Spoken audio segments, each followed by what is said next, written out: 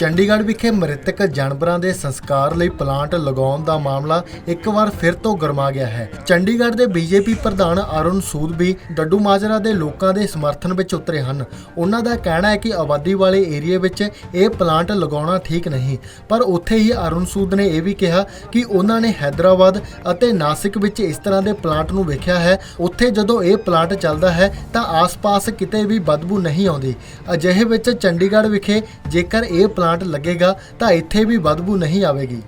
और जब ये प्रोजेक्ट लाया गया तो उसके लिए जो जगह चिन्हित की गई वो 25 सेक्टर में चिन्हित की गई और तब ये बात आई कि कुछ लोगों ने जो डड्डू माजरा निवासी हैं या आसपास के एरिए के लोग हैं उन लोगों में शायद ये इस बात की शंका हुई कि डड्डू माजरा में पहले से डंपिंग ग्राउंड है, डड्डू माजरा में प्रोसेसिंग प्लांट है, शमशान घाट है, तो उस वजह से उन लोगों को लगा कि शायद ये एक और चीज़ जो है यहाँ पे जो एयर पोल्यूशन है और तरह का पोल्यूशन है उसमें ये इजाफा करेगा और उन लोगों में एक भ्रम फैला और उन लोगों ने इसका विरोध किया। तो भारतीय जनता पार्टी ने उस वक्त के हमारे मेयर राजेश कालिया जी ने तय किया कि हम लोग जो हैं वो लोगों को बात को समझते हुए कि चलो वैसे तो उसमें कोई किसी प्रकार की बदबू नहीं आती, कोई पोल्यूशन नहीं फैलता, लेकिन फिर भी अगर लोगों की इच्छा है तो डड्डू माजरे के लोगों के साथ पहले भी जाती हुई है, तो इस कारण से उनकी भावना को समझते हुए हमने उसको एक कमेटी बनाई। आशा जायसवाल जी जो पूर्व मेयर हैं, काउंसलर हैं, उनकी अध्यक्षता में एक कमेटी बनी काउंसलर्स की, जो दूसरी जगह पे कहीं पे इसको आबादी से दूर कहाँ पे इसको शिफ्ट किया जा सकता है।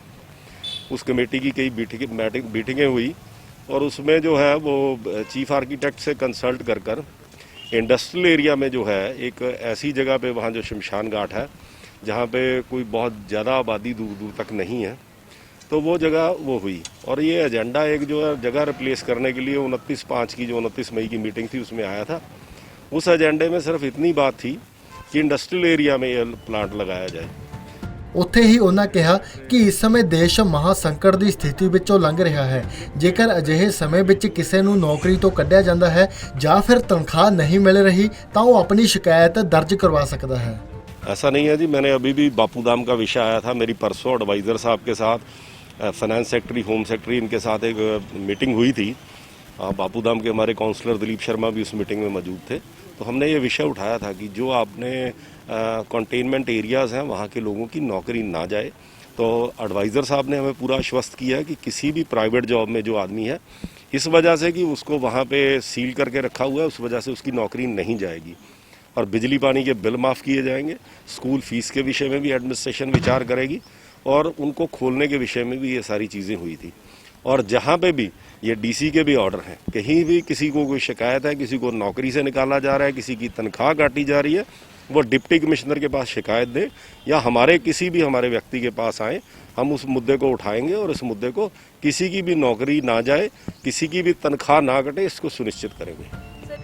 29 ਮਈ ਨੂੰ ਨਗਰ ਨਿਗਮ ਸਦਨ ਨੇ ਡੱਡੂ ਮਾਜਰਾ ਵਿੱਚ ਪਲਾਂਟ ਲਗਾਉਣ ਦਾ ਮਤਾ ਪਾਸ ਕੀਤਾ ਸੀ। ਉਸ ਸਮੇਂ ਡੱਡੂ ਮਾਜਰਾ ਅਤੇ ਉਸ ਦੇ ਆਸ-ਪਾਸ ਏਰੀਏ ਦੇ ਕੌਂਸਲਰ ਸਦਨ ਦੀ ਬੈਠਕ ਵਿੱਚ ਮੌਜੂਦ ਨਹੀਂ ਸਨ।